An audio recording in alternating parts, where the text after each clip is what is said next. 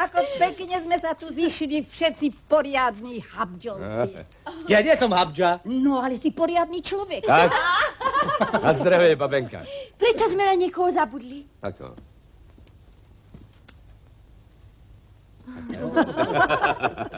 Na zdravie. Na zdravie. Maminka se bude vdávat. Takový nesmysl. Víte, co mám na dětech nejraději? Že vidí svět takový, jaký by měl být. A jejich svět to je především harmonický domov.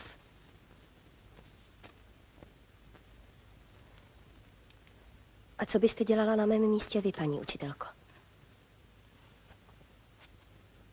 Já bych se nad tím alespoň zamyslela, maminko.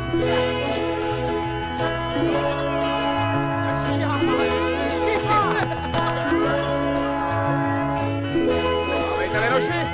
Stávat! Stávejte! Nahoru! No! Všetko znám. Hýbaj dolu. Hýbaj dolu, nech te zabijem. Zotnem ten orich a tebe zabijem. Co si porobila, Pavlínko? Co si porobila?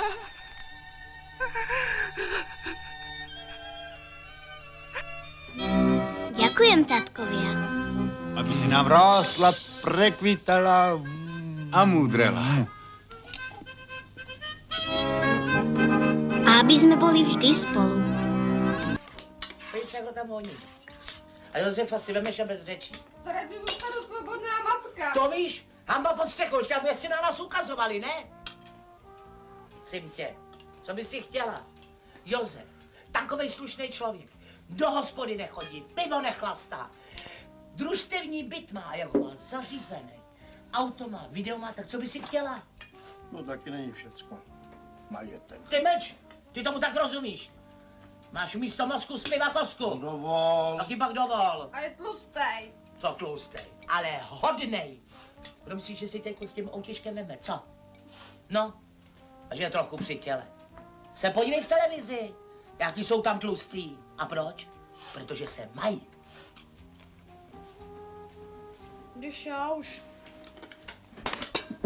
Ale mám ho ráda. Prej ho nemá ráda. Co vemeš a hotovo, rozumíš? To mám fakt obsat 50krát, 7krát. Piš a nemel. Za to s těma šipkami je to furt ještě málo. A ty prosím tě nefuň. Funíš u toho jak divoký kanec. Ty mi pokoj fuj. Pivo pít nesmím. Teď už ani dejchat, ten život tohleto. Co dejchat? Nefuň. Si dejchat jak chceš. Nech mě bejt a piš si tam svý. Kolikrát jsem ti říkala, abys na tu tušku neril? Co? 16krát. No tak. My snad zveme půl republiky. To není možný tolik adres. Těch peněz, co to bude stát. Za to mohli být nejmíň třeba si 12. No jo, to je to jediné, co tě zajímá. Ale budoucnost vlastní dcery, to je ti šuma fuk. No jo. Mi řekni, prosím tě, co na tom chlastu máš. Já ti to řeknu a ty začneš chlastat taky. Já jsem ti říkala, nejezdí na nálední na kole. Pan má svůj rozum. Líbali se, líbali a jak dlouho, děsně dlouho. Co se tady rozháníš? Co se tady rozháníš? Neříkal jsem ti, aby se sekal na svátky ostříhat? Já se mám uklidnit. Tati, prosím tě, nedělej mi ostur. Bože. Dobře, dobře. Tak si o tom promluvme jako chlap s chlapem, jo? Takže už jsi klidnej. Naprosto. Takže si můžeme promluvit, no? Dobře, ale zůstaň kde jsi. Já se nehejbám, sakra! Mami, že se hejbá. To fakt nemá cenu, tak jsme se přece dohodli, ne? Tak ty mě nevěříš. Vlastnímu otci. Ne, nevěřím. Slyšeli jste to? Dobrý večer. Dobrý večer. Jindřiško, co by ti tvůj tatínek řekl, kdyby se s ním bavila takovýmhle tónem, co? No to jsme to dopracovali. Ty hajzle, jeden! Mami, no, že už nebudeme psát ty inzeráty. Nebudeme. To zvládneme sami. Budu pracovat. Tak nazdar, pičusové. Video pro sestřičku. A ty, brácha, přece nebudeš maturovat v tom Funu skvádru. Dík. No, vezmi kapce a choď si jich predávat, keď sa ti to lme žiada. A já zostanem doma na pokoj. Starý. Starý. Peniaze vieš, kde sú ti skryté? 50-ka. Lebo ty nie si hoden, aby ti poriadna žena predložila misku. A kde sú peniažky? Ešte ani nepovedal, čo predal, čo kúpil. No čože vzdycháš? Čože ti je? Poďže sem na svetlo, ja už vidím, že si ty voľačo vyparatí. Dášo, prosím tě, vezmi si to dítě pryč. A proč by Kačenka nikam nejela, to ti tatínek taky řek? Protože je holka. Už ať si ve vaně. A ty mi pomůžeš složit pleny. Alberte! Alberte! 8 let čekám, kdy z těch šaškáren vyrosteš. Ale mezi dětmi mi rozbroj dělat nebudeš. Kačenka chodí do 1. třídy. O tom se snad nebudeme přijít. Zahájení školní docházky je jednou, nikoliv jedinou podmínkou. Taková jsou pravidla a paluchy. Přestaň se tvářit vznešeně. Expedice Idixep je výlučně mužská záležitost. Víš co? Ty vaše pravidla budou platit tak dlouho, dokud my je budeme respektovat.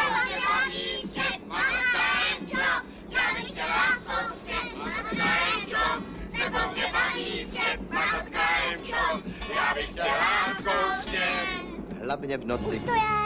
Tomže, jak tě utřel? Maminka mě utřela lopuchem. Byla tam beruška. To je smůla. Lopuch tu není. Pomoc, mami! Pomoc!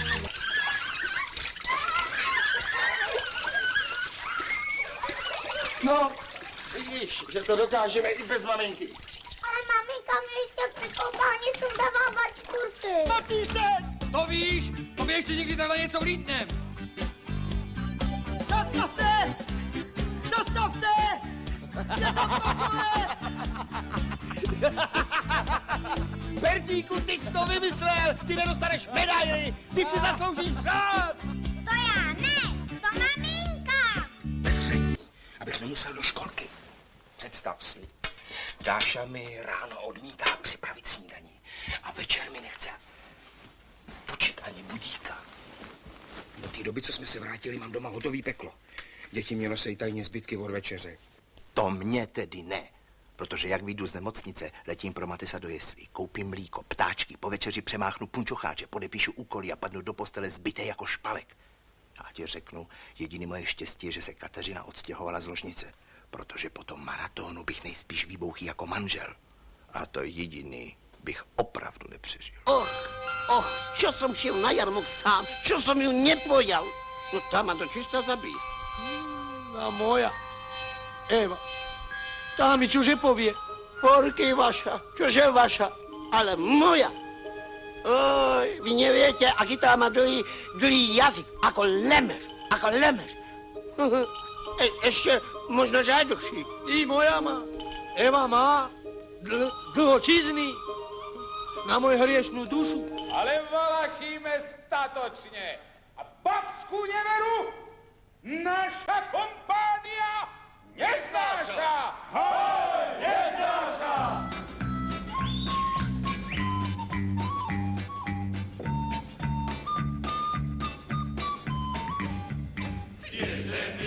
Věřeny, to jsou falošnice, pre lásku smrtiace ako retěnice. Nešťastní junáci, čo vám nadbiehajú, svoje nedosiahnu, radosť nepoznajú. Hej, babi, babi, nad babami, hej, babi, babi, nad babami, dokedy vládnuť budete nad nami. Na čelať nedozrieš. O decko sa nestaráš. Som tvoja žena. Vraj žena! Stavil som sa v krčme s chlapmi, že ťa dostanem. A to si mala s Oliverom už druhé ohlášky. Už takú ja mám ženu. Nikto nemá právo mi rozkazovať. Že si Filoména sem tam zaslúži popisku, ako každá žena, to viem aj ja. Ale nezvykaj si ju trestať len preto, že líháva pri tebe na miesto Eli. Do vedúcich funkcií predseda navrhuje Janka Kerekeša a ďalej tu už nemáme nikoho. Ja by som bol za Johanu Ovšenu. Johana najlepší zná, jak se chlíb rodí a jak koláče pečú. Tá baby nám tu rozkazovať nebudú. Najkonec zdechňu, ja idem do Ostravy. Chlopa je treba, nefunkciu. Měla být moje výchova, ale to bych se nesměl ani na vteřinu hnout z domu, to bych tady musel stát s bičem nad váma od rána do večera. Myslíš, že nevím, že jsem si nevšiml, jak si tady šuškáte, rychle než přijde tatínek, no to bylo k nesnesení. Choval jsem si na prsou zmij, co říkám, zmij, celé klubko zmij, ale dej mi pokoj. Boha, prosím tě, máme návštěvu, nemusí to každý slyšet. Ale ať to každý slyší, nedala jsi mi syna, víš, a v tom to všechno vězí. A co taky mohu čekat od ženy, jako seš ty? Ještě toho večera se máma seznámila s mým tátou. Na rozdíl od Pažouta měl na sobě dobře padnoucí oblek a distinguované vystupování ve společnosti. O přestávce mámu pozval do divadelního bufetu na 2 deci bílýho vína. Skleničku držel dole za stopku a hovořil kultivovaně tlumeným hlasem. Máma se mylně domnívala, že je to tátova skutečná jaksi permanentní podoba. Když na jaře roku 1983 jeho list s falešným převlekem prohlídla, bylo už pozdě. Byla v jiném stavu s úplně stejným českým boranem, jako byl Pažout. Věčně neměl peníze, odmítal mejt nádobí a ráno smrkal do umyvadla. Jedinej byt, který dokázal sehnat, byl ve 3. patře ošklivýho bohnického činžáku. V tom bytě mimochodem bydlíme dodnes. Nejhorší jsou šetřílci. Takový ty, co s nima jdeš do kina a platíš si lístky na půl. Jednou mě bydlel jeden a ten používal celý měsíc ten samý kus zubní nitě. No fakt. Co? Ty kecáš. Vždycky ho oplách vodou a strčil do takového plastikového pouzdírka. Chlapi jsou strašný prasata. Jsou. Hlavně Češi. Třeba jak oni. Oni čůrají do umyvadla. Ne, to je fakt. Nebo flušou na ulici. Jsou to sobecký prvíti. A největší prvít je Hubert.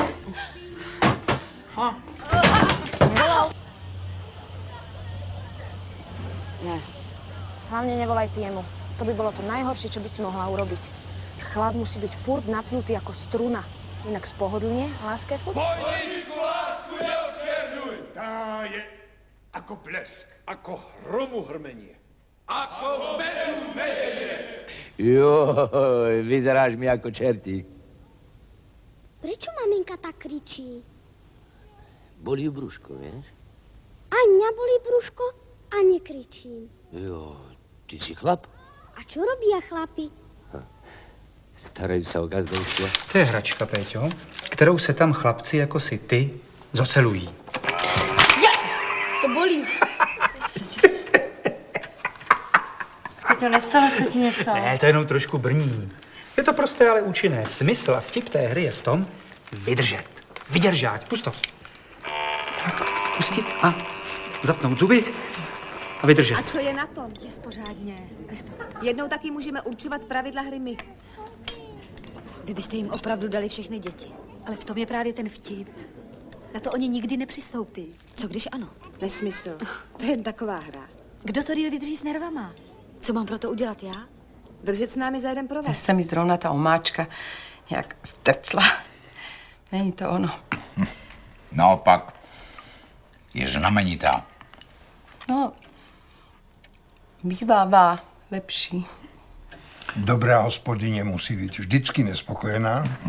To je pravda.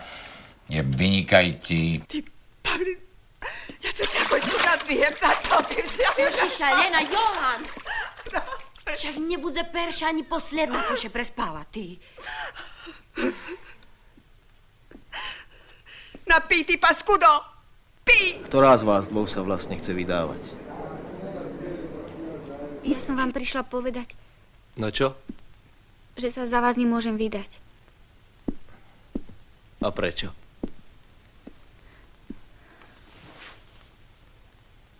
bude mať dieťa. Dieťa. No A s kým ty vlastně chodíš teď? S tím Hedónem? Nebo s tím sousedem? S kým ty bys chodila?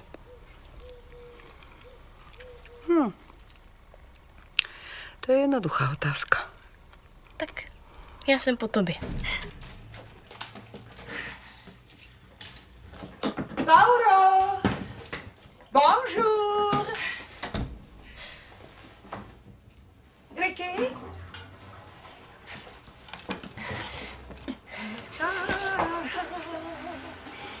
Děti, jsem doma.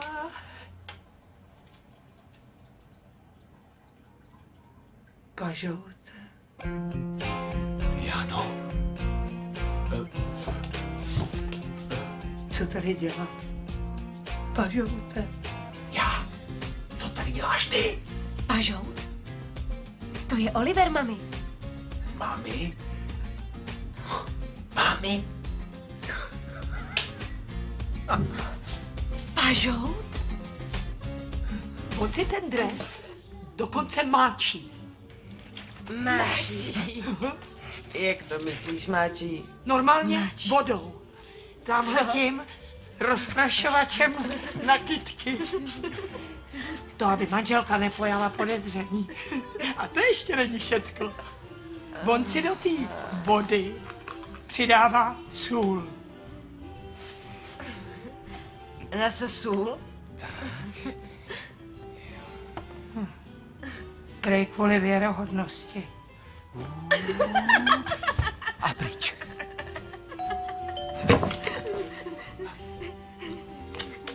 Není dneska úterý.